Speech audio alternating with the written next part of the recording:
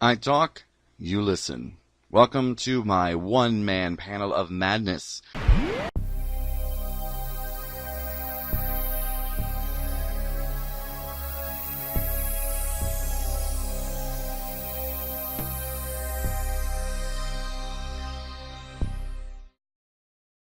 Okay, this is Dr. Geo Who, and we finally have the Doctor. The Doctor has landed. Jodie Whittaker is now officially on our TV screens, and I am just relieved.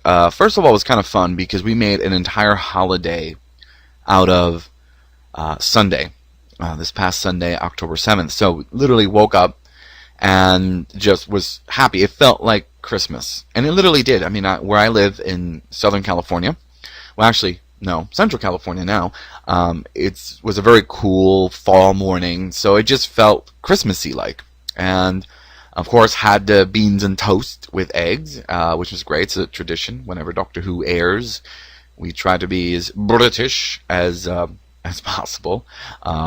So it was fun, you know. And the cool thing is, I got to introduce someone to Doctor Who, which was the best part of it because I remember during Comic-Con. I believe Chris Chibnall and the team kept saying, you know, bring someone who's never seen Doctor Who, and she just loved it. She really liked the show, which was great, and a few other family members wrote me to let me know that they watched Doctor Who and really liked it. Okay, so let's see. Let's talk about it. What did I like?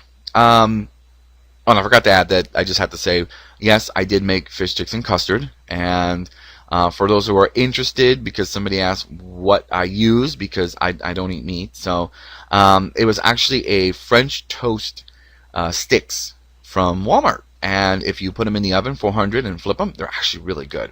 And we dipped them in vanilla pudding, which honestly, it just worked. They were really good. They were crunchy.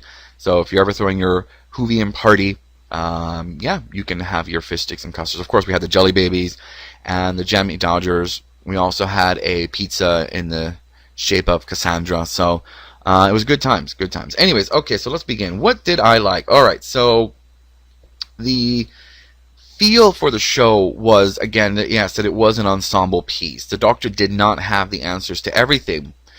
And Ryan's character, I was thinking that I wasn't going to like him that much, but surprisingly, I did like him. You know, when the show starts, and spoilers, just saying, if you haven't seen the show, don't listen. But you know, there was that opening moment with him on YouTube. I'm like, oh, here we go. What's this about?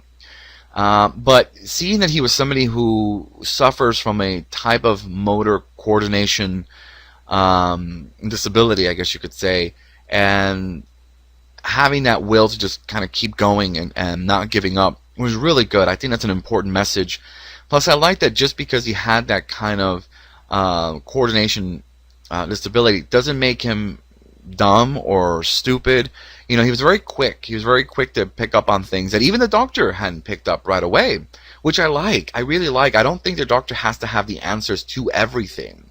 I think it's cool when the Doctor works in conjunction with other people. I want to say that Grace really was just an awesome character, and I feel bad that she kind of came to an end because it would have been cool to see her, you know, do other things. Because, you know, the scene where she just tells Graham, you know, is it bad that I'm enjoying this so much? Gives him, you know, her pretty much the last kiss and goes off. She just huddled off in this cute little way that, I don't know, I just really fell in love with the character of Grace, and I felt really bad. And of course, I was promised that there would be no crying this season on Doctor Who, and I got teary-eyed. I didn't cry, but I got teary-eyed in those moments. The music for the new series, I like it. It's atmospheric. It's not symphonic.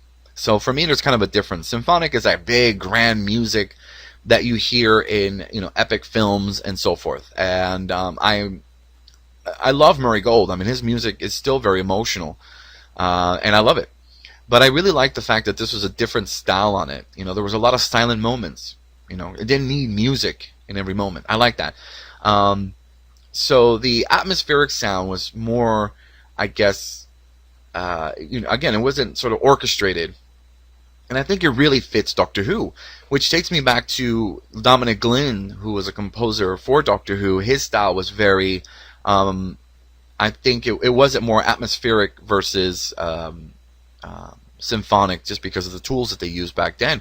And classic Doctor Who was more, even though it was a radio symphonic, I think that the radio waves that they were used, like for the opening of Doctor Who, that's not an instrument. They pretty much created an instrument to create the sounds of the new of the theme song, theme tune. Which, by the way, I have to say I do like it.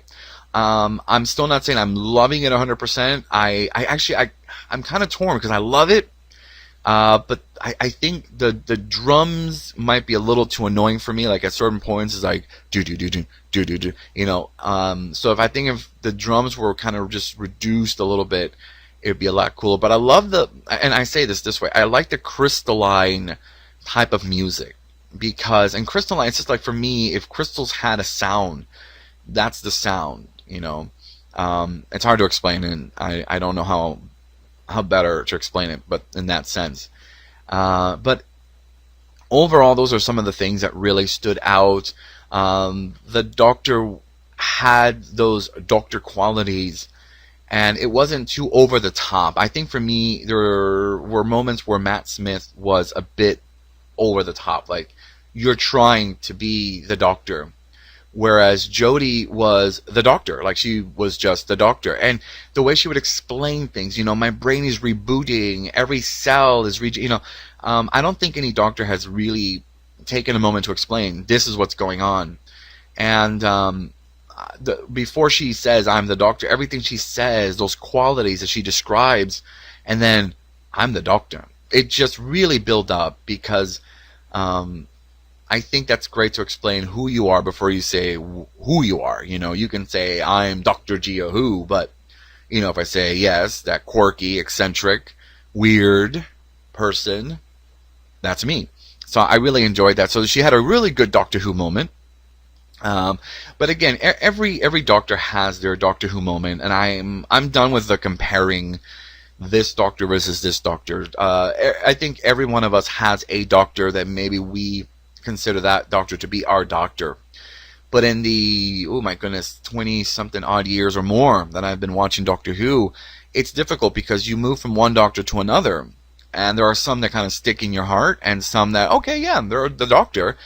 Like for me, David Tennant, the 10th Doctor, definitely the 12th Doctor, the 7th Doctor, the 4th Doctor, who will always be, I guess if I were to say who is my Doctor, it would always be Tom Baker, the 4th Doctor, because that was my first Doctor. That's the Doctor I joined the TARDIS team, as it were, when I was a teenager.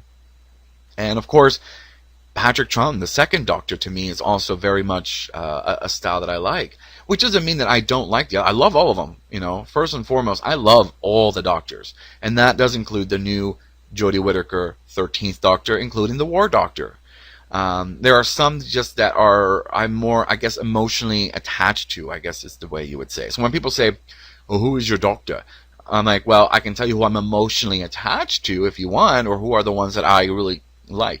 But each of them has their own qualities too. I love the dashiness of the 3rd Doctor, actually James Bond-ness of that Doctor.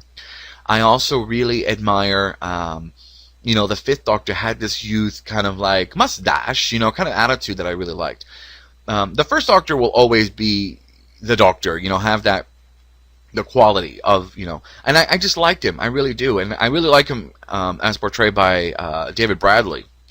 And so, yeah, I mean, that's kind of the way we said goodbye to the past and welcome the present. We first saw Twice Upon a Time, and at the end of that is when we saw The Woman Who Fell to Earth.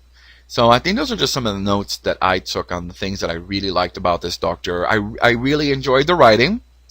I'm not saying I loved it yet, because I've had so many episodes that I really do love, but I have seen this episode over 4 times now, about 5 times now, and we'll be seeing in the cinemas as well.